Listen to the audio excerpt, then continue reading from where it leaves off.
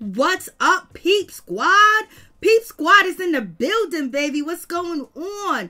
Thank you guys so much. I want to say thank you to all the Peep Squad, all my Peep members, everybody, my peeps, my peoples, and people just came through with these well wishes and sending their condolences to my family. It was greatly appreciated. The strong words of power and encouragement has helped a whole lot, especially through this time of grieving, this time of pain, this time of sadness, and this time of loss. But your wishes, your well wishes, and the letters and the statements that you guys wrote really helped a lot, and I do appreciate it from the bottom of my heart. And I read each and every one of them, and you guys are amazing. I mean, amazing, baby. I mean, I'm feeling good. I'm smiling. Y'all are amazing. But let's get down to the situation. Let's talk about Maryjanetv. Let's talk about Yfn Lucci. He is out of jail, fresh out of jail, out on bail. And we got to talk about Black Ink Crew too as well, and Bow Wizzle,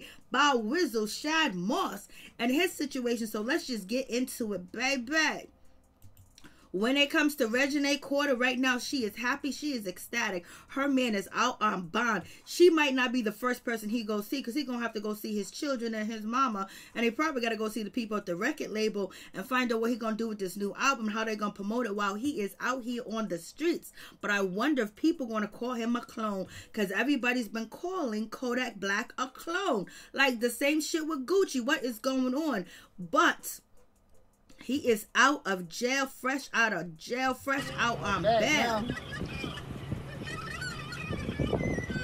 I gave him a 5 out of 10. Yo, he always asks me that every day. Right, that's crazy. Damn, boy. Hi, Debs. I got this. Bigger than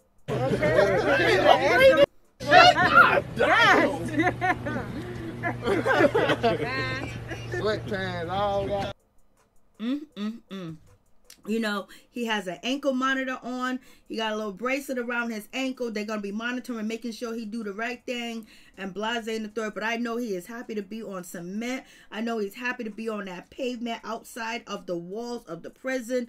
Lord have mercy. I don't know how the situation is going to go down, but you guys know he's charged with murder. He's charged with conspiracy. He's charged with affiliation with gang members and all types of stuff. But right now, he is out. He is home with his kids and whoever he want to be around. So, you know, it is what it is. R.I.P. to the person that's not here no more, that allegedly Yfn Lucci took out, or his peoples took out, or he was involved when the situation occurred and happened. But he's out. He's out. He is out. And I know Maryjanetv is happy, because she was out here yelling and whiling on Instagram. She was whiling on the shade room, telling people, don't tell me who to love, don't tell me who I should love, who I should be with. I don't care what you say, how you say. You think we care about what you think and what you say? And she's like, you ain't gonna make no decisions for me. I was like, go ahead, girl, do your thing. Now her man is home, so she was riding hard. She was riding ride or die with Yfn Lucci, and baby, it paid off, because now he's out, and I'm pretty sure she's already pulled up. So you guys let me know what you think about this situation. But yes, Yfn Lucci, he is out of jail, fresh out on bail. And you know, he got to get this shit together. He got to get it right. I know, we didn't even think that he was going to be coming home. We thought he was going to be staying behind bars until the trial, you know, comes up. But nope, he got out. That Lil Wayne and that Trump will set you free sometimes. And let's get down to this situation. Let's talk about one of the members of Black Ink Crew Chicago. His name is Fly Tatty. You know, he ended up, you know, departing from this earth and leaving this earth. He was a young man. He was in his early 20s. He was an excellent tattoo artist. You know, he was cool. You know, he was down to earth, but he had some issues and some problems because of the way he grew up. You know, he witnessed death. He witnessed murder, you know, of his family member, aka I believe his brother, and his father was locked up in jail at the time he was filming for, you know, Black Ink Crew Chicago. And that's a long time ago. I mean, that's not, you know, his father was behind bars in 2020.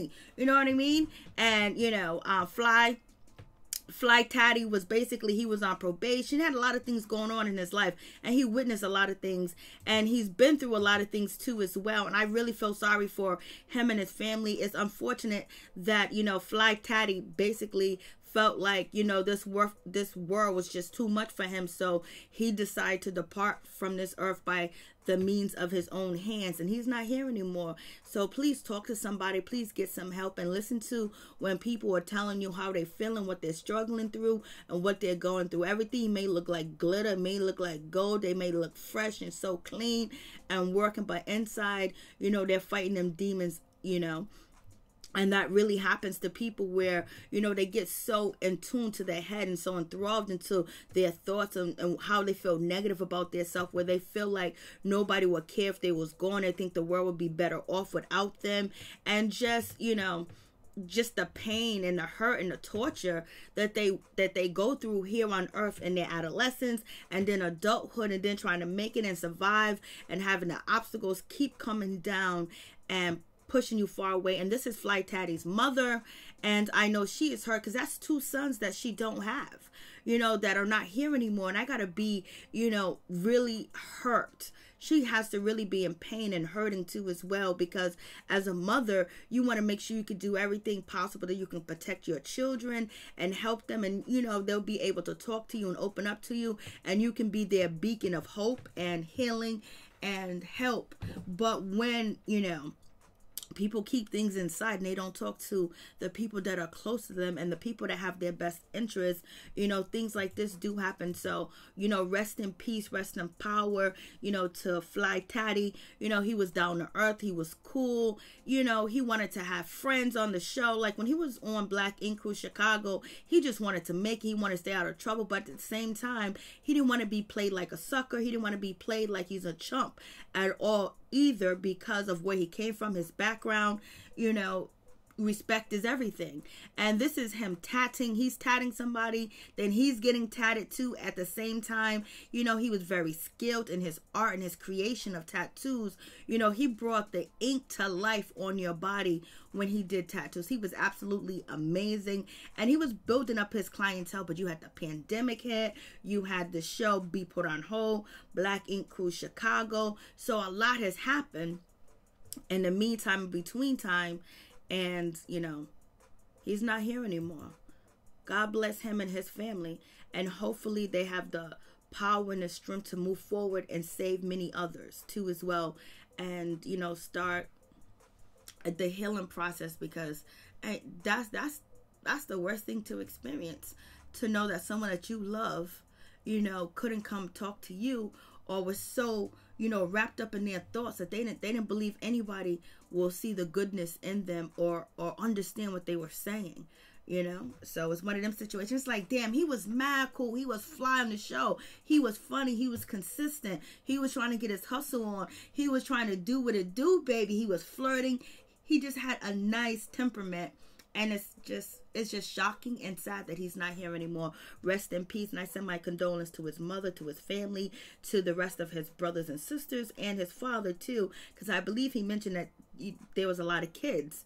You know, he had a lot of siblings, and he was trying his best to do better so he can help support the family and be a leader and also be a role model too. But he did get into trouble as he was young. But if you're living in the inner city and you're impoverished and you living in these neighborhoods, you don't see nothing but crime on a daily basis.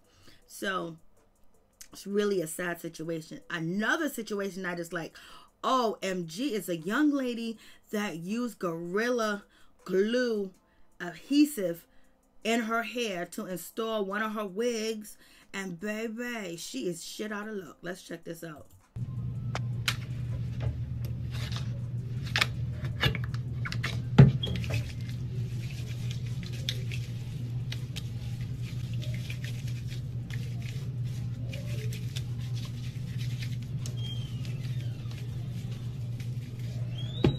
Watch. Look, y'all, look, you wipe it off and nothing happens. Like, this is the life that I'm living at this point. Like, this is the life that I guess I'm gonna have to live. Yeah.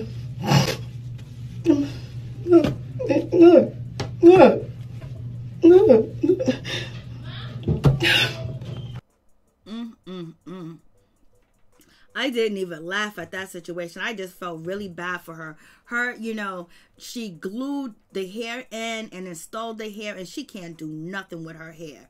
You know, she can't get to the root. She can't get to her scalp or anything like that. It's just stuck, so her scalp is not breathing. She don't try to wash it out. She can't shave it out or anything else. Because I was like, why don't you just get a small little blade like they used back in the day when they used to, you know, give the guys, you know, a line up and also shape up their beard and cut around their beard. But the problem is that you can't cut it off. So she didn't know what to do. It's been like months, maybe 2 months, and you know, she went public with the situation. Gorilla Glue basically saying that we can't help you, there's nothing we can do for you. We sorry, Miss Brown, we sorry for what you're going through, Miss Brown, but we leave instructions on the bottle that this is not for your skin, this is not for your clothes, this is not for hair, this can't get on you, this is for projects that you are doing, not your hair, baby. And so I feel bad for her, because this is just totally, you know, all that hair is gone. But the problem is her hair going to grow back? That's the situation. Like, is she going to be able to, you know, get her hair, is hair going to be able to come through, you know, the roots, to come through her scalp, to come through her hair? Is she going to have hair follicles from her hair anymore? You know what I mean? Because, you know, her scalp is basically damaged. It can't breathe. You know, you have air for a reason. You got the, you know, hose, and you have, you know, oof. I just feel bad for her, because her hair is not breathing. It's not getting any air. Only thing it's doing is breathing in that chemicals. And also she's saying that she is suffering from headaches too as well. So she has this glue, the poison from the glue and everything into her scalp, you know, where there's holes in her head, you know, where the hair comes out of the roots. And so therefore, you know, the glue done sipped in, you know, is in the root of her hair, you know, as her scalp. So that's covered up, that's blockage, you know. So, and that's also going through her brain, her blood, and everything else like that, which is just a crazy situation all the way together. So Lord, I hope she gets some help. I hope they're able to help her, and she probably has to, you know, do some type of reconstruction surgery to get her hair to probably start to grow back again, because right now her scalp is very damaged, and there's no air, there's no oxygen, there's no water, there's no nothing that's coming through. Only thing that's coming through is the chemicals from that glue that is going into her pores, into her head, and towards her brain too as well. And that's why she's having the headaches, and on top of that she is stressed out too as well, because I would be too. Lord have mercy, what is going on? Be careful what you do out here. You know, you might, she just probably thought that she was just doing a little something, and she didn't know it was gonna be this bad. Like, damn, like, I don't know. People take chances and risk. I ain't cool with that. And let's talk about Meek Mills. Meek Mills is at the Super Bowl. He's posting up. I don't understand what Meek Mills has on. I don't understand this orange hat, this jacket, this shirt, you know, with the dots on it, these big ass buttons. I don't understand what he's going for. I don't know what look he's trying to make. You know, he doesn't have muscle tone. He doesn't have a body of an older man. He's not built. He's not in shape. Why does he continue to wear these clownery clothes? In my opinion, no. Understand, I can't afford the clothes that he got on, but this shit don't look good on this rich man. So you guys tell me if I'm wrong and this is lit, because it don't look cute, it don't look good, it don't look fashionable. And let's get on to Lil Dirk. I love me some Dirk. Dirk is the man, Chicago's finest. He done got his itch, he done got his niche, and he's scratching that itch and that niche together, and people are calling Dirk for features. Dirk done found his sound. He done found it, baby. But I don't know what's going on with these tight ass jeans he got on with the belt buckle in the front. I don't care if it's name brand or not, with these hoes and these boots, you know, hoes in his jeans and these boots on. I'm like, Lord, it reminds me of a 1994, you know, yearbook picture. What's going on? He got the white t-shirt on, white belt, you know, kind of like, you know, stone, a little bit jeans and hoes in them, and they tight as hell, no muscle tone. I'm like, yo, these dudes, you know, what's going on? Dirk looks like a girl from the 90s. Like, what's going on? Like, what's happening? You know, I'm like, Dirk, what do you got on? Don't let Meek Mill style rub off on you. He got on the boots that look like the Timberland boots that the girls used to wear with, you know, with the shoelaces all bright and all puffed out, tight ass pants like that with a tight belt so you can turn around and see the booty and a tight ass t-shirt like that. What's going on? He got the blonde hair coming down. You can't tell me he didn't step out of a yearbook from 1995 and 1996, from middle school. Like, what's going on with this situation? He looks like a female. Like, what's going on? And that's not Dirk. Dirk is looking very scrumptious, juicy, like, what's going on? Like, what is happening? He looked like this is way too much going on. In terms of any kind of charity, any kind of giving. In fact, today, there was 2 fallen FBI agents in Broward County that had small children. We actually sent the letter over to the FBI director in Miami that Kodak is offering to pay for all 3 kids' tuitions going forward. And it's always very important. So you guys see Kodak Black, there's a lot of stories where people are saying that Kodak Black is, basically a clone. It's not him. And there's also stories about Kodak Black and also being locked up, that he was physically assaulted by prison guards, and he went through a lot of stuff. He went through starvation. He went to being locked up in solitary, and also being mistreated by the guards too as well. But now, allegedly Kodak Black is coming out here and he's going to pay for 2 FBI agents, children to go to college, when we know that they have a great insurance plan and packet where the immediate family is taken care of forever. Their college plan is probably already paid for. But in any event, Kodak Black is trying to do his best to stay out here in these streets, because he do have another case, over his head when it comes to, a female case, involving a female and things like that, where, it could get real ugly, and he's just out here trying to survive and stay out of jail. So you guys let me know what you think about Kodak Black, and do you guys think he's a clone? And what do you think about Kodak Black paying for, FBI agents' children to go to college? So you guys tell me what you think about that situation. And also, let's not forget about Caesar from Black Ink, baby. He is doing the most out here in these streets. He is handling his business, but him and his new girlfriend, are out here posting up all types of stuff, and they're giving each other, promise rings and things like that. I was like, okay, promise rings is good, but I hope Suzette and Caesar worked out the situation between their daughter, Caesar's daughter. Like, did he make that situation right between him and his daughter? Because Caesar's daughter was going back and forth with Caesar's new girlfriend Suzette, and Cheyenne was out here basically saying some horrible things about Suzette, and Suzette was saying some horrible things about Cheyenne. But Cheyenne is a minor and Suzette is an adult, and she's a mother too as well.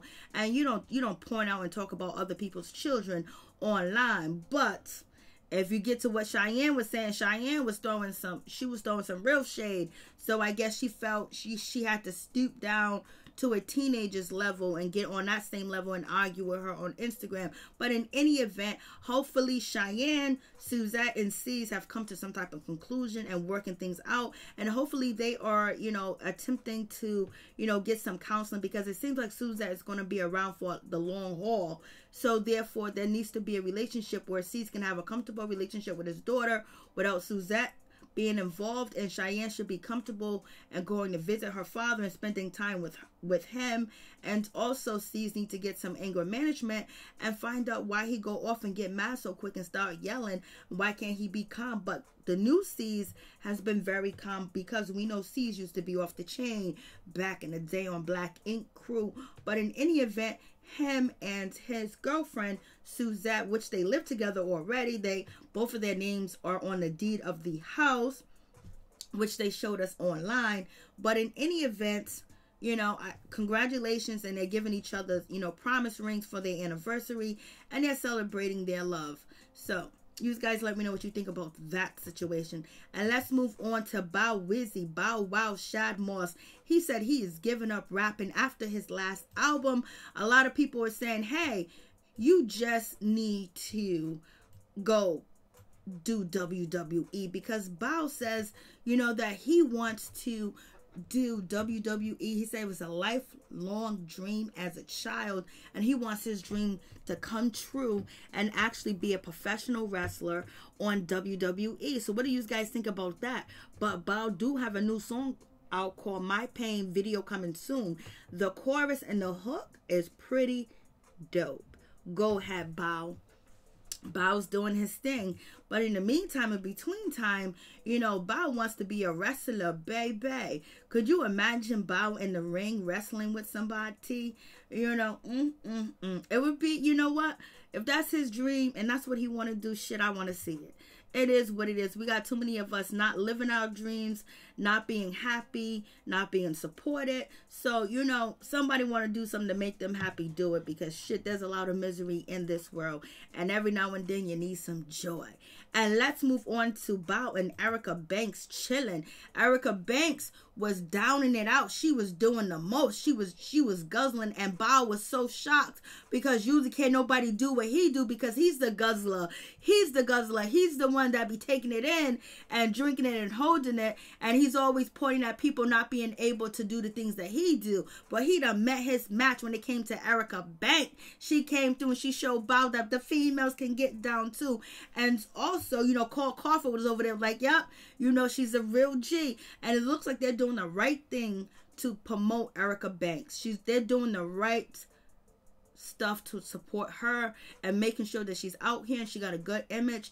And congratulations to Erica Banks. You know, she did sign a major deal and she's doing her thing, and people like her, and I like her too. So you guys let me know what you think about all these topics. But I would like to say thank you guys so much for your support and your well wishes. I really do appreciate it. It touched me to the crevice of my soul.